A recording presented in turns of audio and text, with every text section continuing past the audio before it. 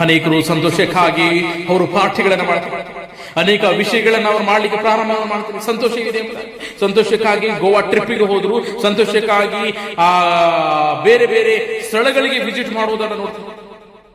ಆದರೆ ನಿಜವಾದ ಸಂತೋಷವು, ನಿಜವಾದ ಆನಂದವು ಯೇಸು ಕ್ರಿಸ್ತನ ಪಾದದಲ್ಲಿ. ಆತನ ಪಾದದಲ್ಲಿ ನೀನು ಸಂತೋಷಿಸುವಾಗ ಆ ಸಂತೋಷವು ನಿನ್ನಿಂದ ಯಾರು ಕಿಸ್ಕೊಳ್ಳಿಕ್ಕೆ ಸಾಧ್ಯ ಇಲ್ಲ.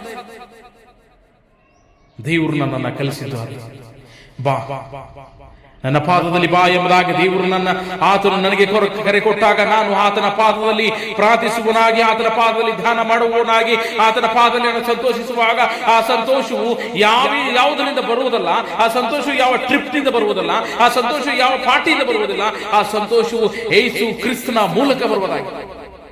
ನಾನು ನೀನು ಆತನ ಪಾದದಲ್ಲಿ ಕೂತ್ಕೊಂಡು ನೀನು ಸಂತೋಷಿಸಬೇಕಾಗಿದೆ, ಆ ಆನಂದವನ್ನು ಅನುಭವಿಸಬೇಕಾಗಿದೆ. ಬಾ ಆತನ ಪಾದದಲ್ಲಿ ಬಾ.